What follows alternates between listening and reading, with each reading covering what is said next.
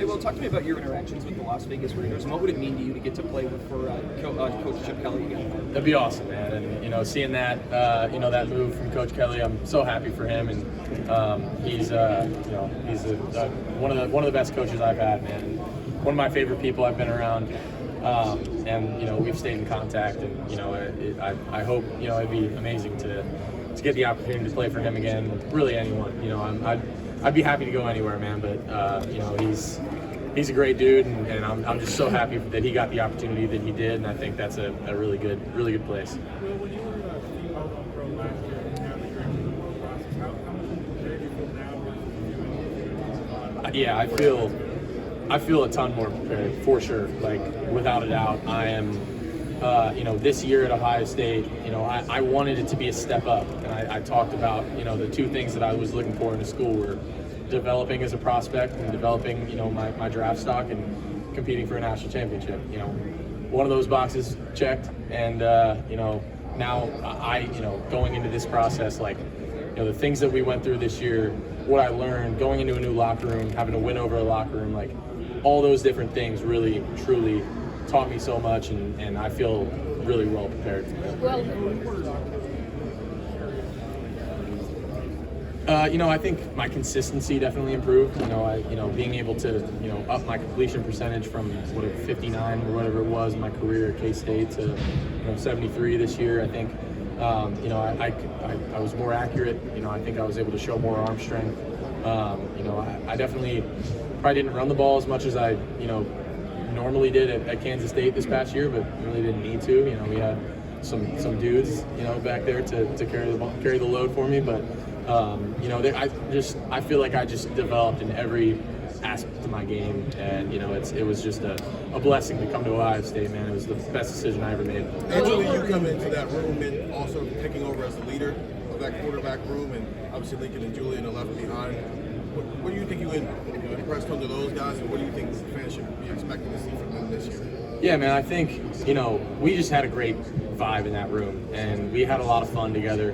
And I'm excited for them to kind of take over and be the guys going forward, because Julian coming in, he's a little soft-spoken guy, he's quiet, but now it's his time. Now it's Lincoln and Tavian and those guys, and I'm excited for them, man. I hope that I could have had a little bit of an impact on them. Gave some of the things that I've learned from some of the guys that were above me when I was at Kansas State, like Adrian and Skyler, and some of the guys that I learned from there. I hope I could have left some nuggets with them and showed them, at the very least, how to treat people and how to work hard and all those different things. And, I mean, I'm rooting for those guys, man. I'm pulling for them. We still stay in contact, so I'm gonna be pulling for the Buckeyes big time next year. Well, there are some NFL wide receivers that you fantasize about your Shoot, they're all unbelievable. I of course, being the Ohio State guy, I'd love to throw to like Garrett and Chris and JSN and Marv. But you could go down the line.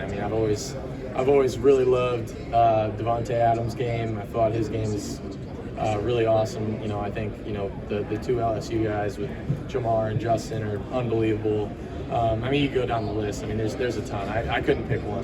In hindsight, how was Michigan able to have success defensively against you guys that no other team really was able to last season? I don't know, man. It was they were a stout front, and they did a good job up front. But we're here to talk about the draft and the combine. Well, in terms of the top three quarterbacks that you really like to watch in the league, who would you say those are?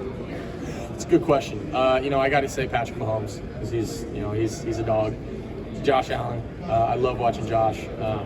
I think he's obviously deserving of the MVP award and did a great job. But I think that third guy, I'd probably have to say Lamar. I just love watching Lamar play. He's developed a lot as a quarterback, and I think a lot of people were saying he was just a running back coming into it, man. But like he truly has turned into an elite thrower, and I think that's a cool part, and those three guys, I love watching those three guys. Well, what are some lessons you think you took from the playoff run that you can then translate into your time in the NFL?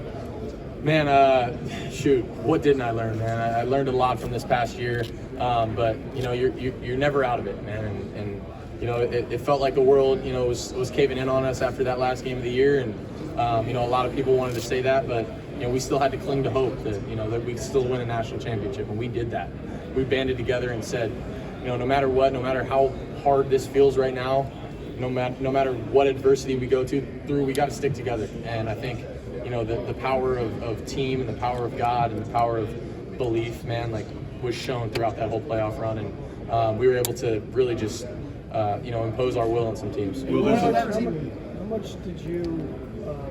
How much momentum did you build for yourself for the playoff run to kind of help your stock? Yeah, I think that was huge for me. A lot of people were telling me, different things about where my draft stock was after the year, and wasn't really sure going into the playoffs. But they said, hey, you could really help yourself out if you, have a strong showing in the playoffs. So, I said, all right, deal. Let's see how this thing goes, and try and put my best foot forward. And I think, the thing that is important about that is, I played my best ball when the lights were the brightest, and I think I proved to people that, I am best when the pressure's on, and when the playoffs came along. I think that was one of the best things, and I was able to really just let it rip, man. And I was just being confident. I was throwing the deep ball well. I was being accurate. I mean, being able to go 13 for 13 to start the national championship was one of the better starts I've had to a game. So I think I learned a lot, and I was able to push myself and able to show teams that hopefully I can be that face of the franchise, and I can be a starting quarterback in the NFL for a long time. What are you getting from Jake Heaps? What are you getting from Jake Heaps working with him?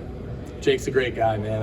I love working with Jake, and he's helped me a lot, man, on and off the field. And he's a great man, unbelievable man of faith, and I love that dude, man. And whether he taught me nothing, on the field, and he's just been a great impact on my life, and he's taught me a lot. He's helped me a ton, trying to get more velocity on my ball, and I think he's done a great job for me. I saw you long tossing with him in the hallway here yesterday. What was that about? Just getting ready, man. Getting turned up. There was a lot of talk about the top two quarterbacks in this class, but I feel like there's an opportunity for you to maybe get to that 3 spot, make that push. What's it like to kind of have that opportunity to make some ground up here at the Combine? Yeah, I mean, I think there's unbelievable quarterback talent in this whole draft class. I'm not going to talk about anybody else, man, but I believe in myself, and I think I can be that guy for a team, and I truly believe that. I think I showed it as the season went on this year. It's not always going to be perfect, and I think I was able to show, through the times of adversity and bouncing back from that I was able to, not let things get to me, and I was able to make elite throws and make decisions when the lights were the brightest. And I think, I just hope that there's a team out there that falls in love with me, and I still have that chip on my shoulder, man. I'm always going to have that. I love being kind of the underdog and kind of coming from behind, and I think that's where I thrive and where I want to be. What stands out about Billy Fessler? Billy, man, my dog. I'm so happy for him, and if Coach Day didn't hire him as the quarterback coach, I would have had a problem with it. But man, he taught me so much this year. He was integral to my development, and he is absolutely, without a doubt, 100% the best man for that job. And I think he's going to be great for that room. He brings a human element to it, where he's not that much older than us, so he's able to relate to us on kind of a guy to guy level.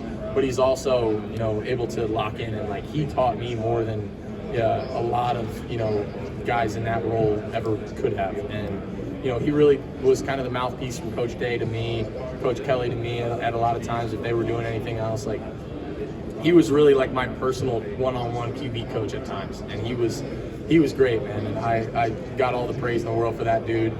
He helped me so much. The things that we did on Thursdays, going on our walks, talking about every play in the game plan, what is each pass play, what's it best against, what's it good against, what we have to manage it against. I felt so prepared going into every single game, and a big part of that was because of Billy. What was it like playing in Chip Kelly's offense last year, and would you like to do it on the next level now? Man, I love Chip, and his offense is, he's an elite play caller, and he's creative as hell. All the things that we were doing, he's elite, man, and a great guy. And I cherish our relationship, man. And I would love the opportunity to play for him again. But obviously things have to fall in place. we'll see. Obviously I'd be happy to go anywhere, but if I got the chance to play for him, I would love it. What's that like Julian's hand as a quarterback when you were in the room? Julian's one of the most accurate quarterbacks I've been around, and the ball just looks so pretty coming out of his hand. Like it spins like prettier than I've seen a lot of balls come out of quarterbacks' hands, and he's got a real chance to be elite, man. I'm excited for him. He definitely is stepping into that leadership position, and I'm excited for him to take on that new role. And he was a little soft-spoken at first, but now this is his sophomore year, man. I'm excited for him to take that step, really be that leader for the team. And I mean, the talent is there, man. And he's put on some weight. He's done good things. I think I'm just excited for him. Was the transfer just something that's natural? Like it seemed like it was a natural thing for you to go in there and kind of develop yourself as a leader. Is that something that's natural? Is that something you have to learn over time? I think it's a little bit of both, man. That's a really good question. I think some of that is innately in you, and I think me personally, I'm an outgoing guy. I like to keep things light, crack jokes, whatever. And part of that is just in you.